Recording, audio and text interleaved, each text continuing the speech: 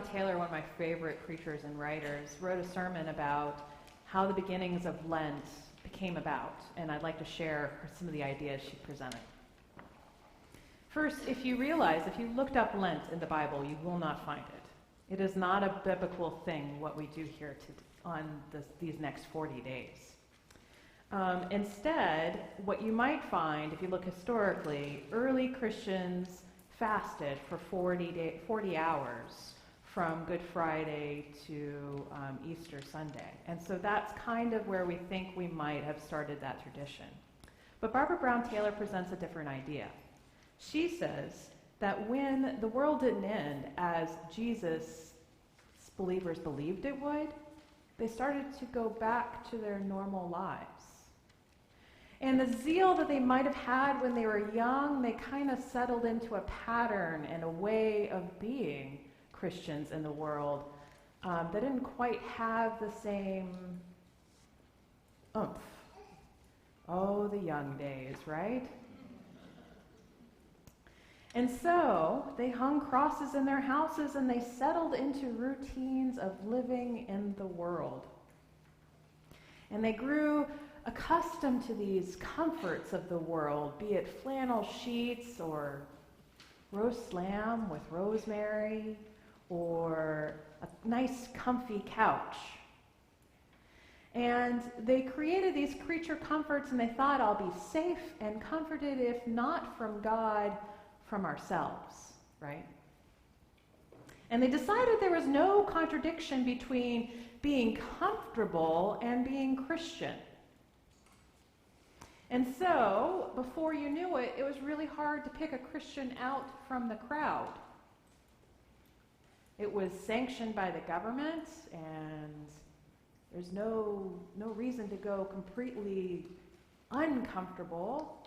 And Christians you can't point them out saying, oh, they're the ones who really love and take care of the poor. Before you knew it, it just became a part of what the culture did. And Christians were no different. And so they decided to be nice instead of holy. Nice and comfortable. And so the church thought, maybe we should try to bring back the zeal a little bit. Bring back that umph in our Christian tradition. And so they came up with Lent. Spring cleaning is where the word Lent comes from, spring. It's like a spring cleaning of the soul. And 40 days, of course, is biblical. We read a little bit about it today in the gospel, and Moses on the mountain, and the Israelites wandered in the desert all for 40 days or 40 years. The number 40 isn't about being the particular 40 being holy. It just means to be a little bit more than comfortable. You can do everything for a month, right? But a little bit past a month, it starts to get a little uncomfortable, right? That's what it's about. To try to cleanse the system, to open our eyes, to make ourselves a little discomfortable, so that we may open our eyes and realize where we should be drawing our comfort, where our focus in our lives should be, only on God. And so that's why we have these disciplines. People give up chocolate, people give up all sorts of things, right? And the whole point of the discipline is to remind ourselves that we're not the ones in charge, that we can't control the world. Only God is in charge. And so, I have some good news and some bad news. If you've picked a discipline, that's great. I picked a discipline as well. I'm ready to go. If you haven't picked a discipline, the good news is that the world kind of picked one for you. I don't know if you've gotten anything from the news, but I certainly feel like I am not in control anymore. That illusion is gone. And so that's the good news and the bad news. There's very few times in my career as a priest where I can say the words fear and panic and all of you come up with the same idea of what I'm talking about. This is one of those times. I don't know if you've been to a Target lately or a grocery store lately. I have, because I added a few additions to our sanctuary, the hand sanitizer, as you can see, peeking up above the pew. But when I got there, I'm glad I ordered online because it was empty. No more hand sanitizer at Target. And if you wanted a mask, well, just forget about it, right? I went to the grocery store. The cleaning supply line, I mean, it was almost empty, that aisle.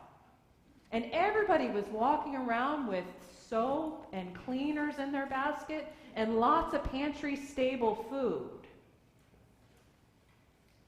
A little bit of panic going on. It's kind of a scary thing right now. Absolutely is. But this is an opportunity to remind ourselves as Lent begins that we're not in charge, that God is, and that we believe in a God that loves you and all of us, and that no matter what happens, God will not abandon you or us. God is there. God is transformative and loving and caring. God is here.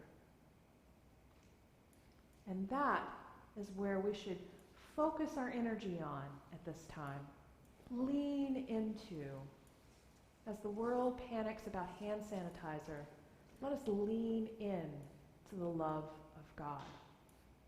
That's what Lent's supposed to be about.